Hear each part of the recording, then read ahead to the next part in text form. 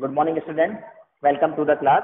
We are studying Indian economic development, features, problems, and policies of agriculture, chapter 3rd.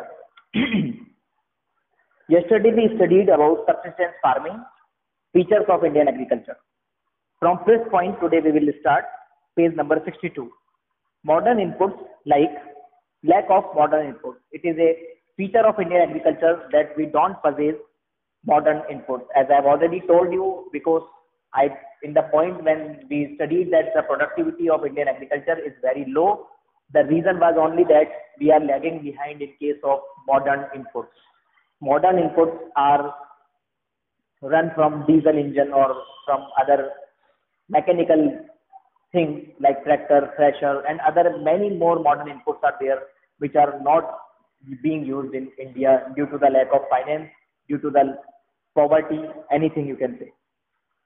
Modern inputs like chemical fertilizers, insecticides, and pesticides are not judiciously used. It is because the bulk of farming population in India is extremely poor. Lack of modern inputs leads to low productivity and therefore backwardness. क्योंकि modern inputs काम में नहीं लिए जाते India में, जैसे कि pesticide, insecticide and modern machinery also, तो उससे प्रोडक्टिविटी हमारी कम है, उससे हमारी जो फसल होती है वो कम होती है और किसानों को नुकसान होता है. Categories of farmers in India, left में एक बॉक्स दे रखा है. मार्जिनल फार्मर वो होते हैं holding size up to 1 hectare. 1 hectare का मतलब होता है 2.5 एकड़. जिनके पास 2.5 एकड़ लैंड या उससे कम है वो कहलाते हैं मार्जिनल फार्मर. स्मॉल फार्मर्स वो होते हैं holding size more than 1 hectare but less than 2 hectare, जिनके पास 1 से लेकर 2 हेक्टेयर तक की लैंड होती है. Semi medium and medium farmer holding size more than 2 hectare and 10 hectare. 2 से 10 हेक्टेयर के बीच में जिनके पास जमीन है किसानों के पास, वो मीडियम साइज फार्मर कहलाएंगे. और लार्ज फार्मर्स वो होते हैं जिनके पास 10 हेक्टेयर से भी ज्यादा जमीनें होती हैं. Small holdings is our next point. Small holdings is a characteristic feature of Indian agriculture. Small holding मतलब छोटी छोटी जमीनों के टुकड़े. Small holdings are a hindrance in the process of growth in two ways. Small holdings से जो process of growth है या जो agriculture है उसमें परेशानी आती है. क्या क्या परेशानी आती है? Mechanization of farming becomes difficult. Use of machines is difficult on small land. For example, a single piece of land having a very small area and also it is scattered here and there, the modern machinery cannot be used because modern machinery is usable on the big farms which have larger area. Marginal farming continues to view farming as a source of subsistence rather than an enterprise for profit. अभी भी जो marginal farmers हैं जिनका भी definition हमने पढ़ा था, 2.5 एकड़ तक जिनके पास जमीन है, वो सिर्फ सब्सिस्टेंस के लिए एग्रीकल्चर करते हैं, सिर्फ खुद के खाने के लिए एग्रीकल्चर करते हैं. इसलिए वो कभी प्रॉफिट के बारे में नहीं सोचते, इसलिए एग्रीकल्चर का डेवलपमेंट नहीं हो पाता. Landlord tenant conflict. अभी भी कई गांवों में बड़ी बड़ी जमीनें जो बड़े लोगों के पास है, अमीर लोगों के पास है, और वो उसको दूसरे लोगों को किराए पर देते हैं फार्मिंग करने के लिए. तो लैंडलॉर्ड उस जमीन के ऊपर कोई खर्चा नहीं करता और फार्मर जो कि किराएदार है वो भी उस जमीन को फर्टिलाइज करने में कोई खर्चा नहीं करेगा क्योंकि वो सोचेगा ये मेरी जमीन नहीं है. Huge areas are cultivated by the tenant who are not owners of the soil but the bulk of the revenue is appropriated by the owner. Tenants often get the bare minimum. तो ऐसे जो किराएदार वाले farmers होते हैं, छोटे छोटे farmer होते हैं जो जमीन किराए पर लेकर खेती करते हैं, उनको बहुत कम हिस्सा मिलता है प्रोडक्शन का, इसलिए वो ज्यादा इंटरेस्ट नहीं लेते ज्यादा प्रोडक्शन करने में. लिटिल और no surplus is left with the tenants for reinvestment. और उनके पास वापस से रीइन्वेस्टमेंट करने के लिए भी ज्यादा पैसा नहीं होता. Accordingly agriculture tends to stagnate. इसलिए जो खेती है वो स्टैग्नेट रहती है, उसका कभी भी उसमें प्रोडक्टिविटी इंक्रीज नहीं होती. 8. Primitive technology. Because bulk of the farms in India are small in size and bulk of the farming population is poor, the use of primitive technology becomes inevitable. Primitive technology मतलब old technology, उसको आप हटा नहीं सकते, क्योंकि ज्यादातर किसान क्या हैं, छोटे हैं और वो पुअर हैं। There are plenty of instances, ऐसे बहुत सारे एग्जाम्पल आपको मिलेंगे, where bulls plough the field rather than the tractor. आज के जमाने में भी बैलों से खेती होती है, बैलों से खेत की खोद जोता जाता है रेदर देन द ट्रैक्टर। जबकि आजकल सारे लोग ट्रैक्टर को काम में ले रहे हैं, सारी दुनिया ट्रैक्टर काम में ले रही है, और इंडिया में अभी भी कई जगह पर बैलों के द्वारा खेती होती है। We find heavy reliance of cultivator on cattle power and man power rather than on the modern equipment like tractors and harvester machine. तो आज के जमाने में भी हम अगर एनिमल से खेती करवा रहे हैं, इसका मतलब we are lagging behind. Consequently productivity remains low, और इसलिए प्रोडक्टिविटी भी कम हो पाती है। These features of Indian agriculture lead to an important conclusion that Indian agriculture is extremely backward, despite the fact that it is of significant importance in the Indian economy. Indian economy के लिए agriculture बहुत जरूरी है, बहुत important है, फिर भी वो बहुत ज्यादा backward है। Because a significant sector of the economy is extremely backward, the economy as a whole continues to battle backwardness. जब सिग्निफिकेंट सेक्टर जो है इकोनॉमी का वही पिछड़ा हुआ रहेगा, तो पूरी इकोनॉमी का पिछड़ा हुआ होना तो कोई खास बात नहीं है। Problems of Indian agriculture. Indian agriculture faces a host of problems. It is owing to these problem that it continues to remain backward as well as stagnant. तो इंडियन एग्रीकल्चर में बहुत सारी परेशानियां हैं, इसके कारण वो अभी तक भी बैकवर्ड है और स्टेगनेंट है। Some of the principal problems are as under. Lack of permanent means of irrigation. सबसे बड़ी परेशानी इंडियन एग्रीकल्चर की ये है कि यहाँ पर खेतों में इरिगेशन की फैसिलिटी परमानेंट नहीं है। अभी भी बहुत सारे गांव और बहुत सारी जमीनें ऐसी हैं जो सिर्फ रेनफॉल के वाटर के अंदर ही फार्मिंग कर सकते हैं, नहीं तो वहां पर कोई पानी का सोर्स नहीं है। Crop farming in India is heavily dependent on rainfall. Permanent means of irrigation are extremely deficient. Dependence on rainwater makes Indian agriculture extremely vulnerable. बहुत उसको वीक बना दिया है। Good rainfall brings good harvest. अच्छी बारिश होती है तो अच्छी फसल होती है।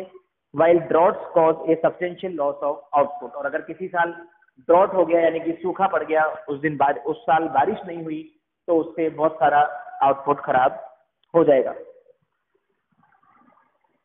खेती नहीं हो पाएगी। Stability in agriculture output requires that permanent means of irrigation are developed across all parts of the country.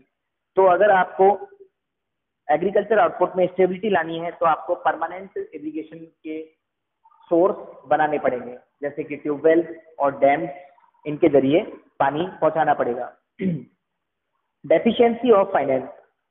Deficiency of finance is the another major problem facing Indian agriculture. Finance की कमी।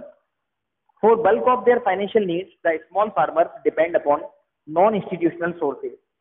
दो तरह के फाइनेंशियल सोर्सेज होते हैं। Institutional का मतलब है जो कि किसी इंस्टीट्यूशन के द्वारा संचालित होता है, जो कि बैंक होते हैं या फिर वो प्राइवेट इंस्टीट्यूशन होते हैं।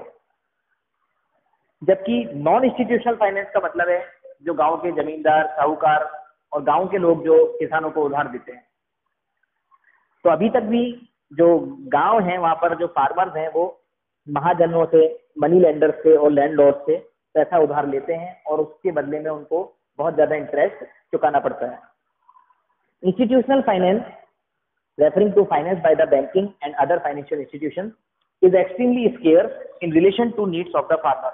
उनकी बहुत ज्यादा कमी है फार्मर्स की नीड्स को देखते हुए, और इंस्टीट्यूशन और बैंक गांवों में बनने चाहिए जो कि फार्मर्स को उधार दे सके। Lack of finance hinders growth of Indian agriculture. और फाइनेंस की कमी के कारण इंडियन एग्रीकल्चर की ग्रोथ नहीं हो पाती। High cost of borrowing leads to vicious circle of poverty of the farmer.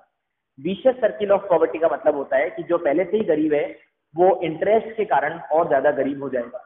कोई किसान बहुत गरीब है, उसने खेती करने के लिए लोन लिया और वो लोन को चुका नहीं पाया, तो वो और गरीब हो जाएगा, और फिर उसको वापस से लोन लेना पड़ेगा, और वो उसको भी नहीं चुका पाएगा, तो वो पूरा कर्ज में डूब जाएगा, और उसके बाद या तो वो सुसाइड कर लेता है या फिर उसके जमीन, उसके खेत, मकान सब बिक जाते हैं। This is known as vicious circle of poverty. मतलब कोई किसान पहले से ही गरीब है, फिर वो उसने बैंक से लोन लिया, लोन वो पे नहीं कर पाया,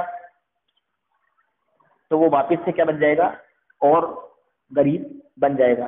फिर वो वापस लोन लेगा, फिर पे नहीं कर पाएगा, वो और गरीबी की हालत में आ जाएगा। This is known as vicious circle of poverty, मतलब गरीबी का बुरा चक्र। Conventional outlook, conventional outlook towards farming is yet another problem of Indian agriculture. अभी भी हमारा जो खेती करने का तरीका है, हमारा जो किसानों का आउटलुक है, वो फार्मिंग को एक बिजनेस नहीं समझते, वो फार्मिंग को एक कमाई का जरिया नहीं समझते। वो उनका एक पुरानी विचारधारा है, ट्रेडिशनल आउटलुक है कि फार्मिंग सिर्फ फूड ग्रेन्स उगाने के लिए होती है और फूड ग्रेन्स अपने फैमिली का काम चल जाना चाहिए, ऐसी उनकी सोच होती है। Despite innovative farm technology and farm management practices, Indian farmer continues to rely on conventional wisdom. He continues to consider farming more as a means of subsistence and less as a business venture. Accordingly, he continues to focus on crops which offer him food security rather than those which yield high profit but are risk prone. तो वो ऐसी चीजें अपने खेत में कभी नहीं उगाता जो कि उसको ज्यादा प्रॉफिट दे सकती हैं। या तो वो कोई दवाई के पौधे हो सकते हैं, या फिर वो कॉटन हो सकता है, या फिर वो जूट हो सकता है, सिल्क, इन सब का भी फार्मिंग होती है। तो ऐसा वो नहीं करता क्योंकि उनमें रिस्क भी होती है। और मगर फार्मर का आउटलुक ये होता है कि खेती सिर्फ खाने पीने की चीजों के लिए की जाती है। The typical Indian farmer is reluctant to grow as an entrepreneur. तो वो कभी एंटरप्रेन्योर नहीं बनना चाहता। He avoid undertaking risk for profit, वो रिस्क नहीं लेना पसंद करता। Small and scattered holdings is the another problem of Indian agriculture. Holdings in India are not only small but scattered as well. छोटे छोटे खेत तो हैं मगर वो इधर उधर टुकड़ों में भी बिखरे हुए हैं। अगर एक किसान के पास 10 खेत हैं मगर वो 10 खेत में से 10 टुकड़ों में अलग अलग छोटे छोटे खेत हैं, तो वो किसी काम के नहीं है। उसकी जगह अगर उनके पास एक ही जगह पूरा फार्म हो तो वो उसमें अच्छा एग्रीकल्चर कर सकते हैं, मशीनरी यूज में ले सकते हैं और प्रोडक्टिविटी भी उनको ज्यादा मिलेगी। और एक ही बंदा पूरे खेत को कंट्रोल भी कर सकता है। Small holdings do not allow the use of modern technology. Scattered holdings increase the cost of management, manage करने की कॉस्ट बढ़ेगी उनकी। This contributes to backwardness of farming and poverty of the farmer. तो इससे और उनकी बैकवर्डनेस और poverty बढ़ेगी। Exploitative agrarian relation, agrarian relation refer to the business relation between the landlord and the tenant. जमीन के मालिक और जमीन पे जो खेती कर रहा है किराएदार, उसके बीच में जो रिलेशन होता है उसको बोलते हैं agrarian relation. Most landlord are absentee landlord. जितने भी जमीन के अधिकतर लैंडलॉर्ड हैं वो कभी भी खेत पे जाते नहीं हैं, खेत को संभालते नहीं हैं। वो खेत को किराए पर दे देते हैं और जो खेत का किराएदार होता है, क्योंकि उसको कम पैसे मिलते हैं खेती करने के, तो वो उसकी फर्टिलिटी पे कोई ध्यान, प्रोडक्टिविटी पे कोई ध्यान नहीं देता। They seldom do farming themselves. Relying on rental income, they tend to exploit their tenants, actual tillers of the soil, by way of high rent and related charges. तो उनसे वो उनसे ज्यादा रेंट लेता है और ज्यादा चार्जेस लेता है और उनको फार्मर्स को कोई उससे फायदा नहीं होता। तो ये सब बातें एग्रेरियन रिलेशन के खराब होने के कारण खेती को खराब कर रही हैं और प्रोडक्टिविटी को खराब कर रही हैं। हैविंग पेड एक्सॉर्बिटेंट रेंट, यानी कि बहुत कम रेंट, एक्सॉर्बिटेंट मतलब ज्यादा rent, to the absentee landlords, the tillers of the soil are left with little surplus for further investment. क्योंकि उनको ज्यादातर जो भी उनकी खेती से उनको फायदा होता है या इनकम मिलती है, उसमें से मेजर पोर्शन उस फार्म के ओनर को देना पड़ता है। उनके पास बहुत कम प्रॉफिट बचता है जो कि उनके गुजारे में ही खर्च हो जाता है। तो उनके पास एग्रीकल्चर में री इन्वेस्टमेंट करने के लिए कोई पैसा नहीं बचता। Accordingly land continues to be used as a source of subsistence. तो लैंड कुल मिला के सब्सिस्टेंस का सोर्स ही रह जाती है, उसमें कोई एंटरप्रेन्योरियल बेनिफिट, कोई प्रॉफिट, मोर इनकम जनरेट नहीं हो पाती, rather than a source of business profit. Lack of organised marketing system. अब मान लीजिए प्रोडक्शन भी हो गया और खेतों ने अच्छा प्रोडक्शन भी कर लिया, किसानों ने मेहनत भी करी, मगर वो प्रोडक्ट अगर मार्केट में ढंग से बिकेगा ही नहीं तो फायदा क्या होगा, तो भी कोई फायदा नहीं होगा। इसलिए एक ऑर्गेनाइज्ड मार्केटिंग सिस्टम भी होना चाहिए, जो कि हिंदुस्तान में उसकी भी कमी है। Agriculture marketing system is highly unorganised. यहाँ पर कोई भी प्रॉपर चैनल नहीं है, हर कोई मिडिलमैन बन जाता है और वो किसानों से प्रोडक्ट खरीद कर और ब्लैक मार्केटिंग करता है। A vast majority of the small farmers continue to sell their output in the local market at reduce rate. तो उनको सफिशिएंट पैसा नहीं मिलता उनकी खेती का। To a large extent this is their compulsion, और ये उनकी एक मजबूरी भी है, क्योंकि वो स्मॉल फार्मर्स हैं, वो ज्यादा मेहनत नहीं कर पाते अपने प्रोडक्ट को कहीं दूर भेजने के लिए या किसी बड़े सेलर को बेचने के लिए। They are obliged to sell their products to the mahajan and money lenders in return for the loans they raise from these middleman. और उन्होंने काफी उधार अनऑर्गेनाइज्ड सेक्टर से ले रखा होता है, नॉन इंस्टीट्यूशनल सोर्सेज से उधार ले रखा होता है, तो उनको चुकाने के, उनको पेमेंट के बदले में वो अपनी खेती का जो प्रोडक्शन होता है वो उनको दे देते हैं। Briefly, agriculture in India faces a number of problems ranging from production to the marketing of the crop. Production से लेकर मार्केटिंग तक बहुत सारी प्रॉब्लम्स हैं इंडियन एग्रीकल्चर में। At the level of production, modern inputs are not judiciously used. हम modern inputs को काम में नहीं ले पा रहे हैं, because of which productivity remains low, जिसके कारण प्रोडक्टिविटी कम है। At the level of marketing, the bulk of small holders fail to get a remunerative price for their crops। और क्योंकि मार्केटिंग का लैक है, due to the lack of marketing, जो कि हमारे स्मॉल फार्मर्स हैं उनको अच्छी प्राइस उनकी क्रॉप के बदले में नहीं मिल पाती, because of the lack of organised marketing system, जो कि मार्केटिंग सिस्टम ऑर्गेनाइज्ड नहीं है। तो ये सब हमने पढ़ा इंडियन एग्रीकल्चर की कमियां या प्रॉब्लम। आगे हम एग्रेरियन रिफॉर्म्स पढ़ेंगे अपने नेक्स्ट क्लास के अंदर। आप लोग जब तक तैयारी करिए, और आपके पास इंफॉर्मेशन आ जाएगी जब आपको स्कूल बुलाया जाएगा फॉर डाउट क्लियरिंग। उसके लिए आपको एक कंसेंट लेटर भेजा गया है, जो कि आपको अपने क्लास टीचर को साइन करवा के वापस भेजना है, अगर आप स्कूल आना चाहते हैं डाउट पूछने के लिए। जो डेट्स हैं जिसमें आप डाउट पूछ सकते हैं, आ सकते हैं, और कौन कौन आ सकता है, वो सब आपको स्कूल की तरफ से इंफॉर्मेशन मिल जाएगी। ओके, होमवर्क करिएगा, नोट्स बनाइएगा और ग्रुप में पोस्ट करिएगा। Have a good day, thank you.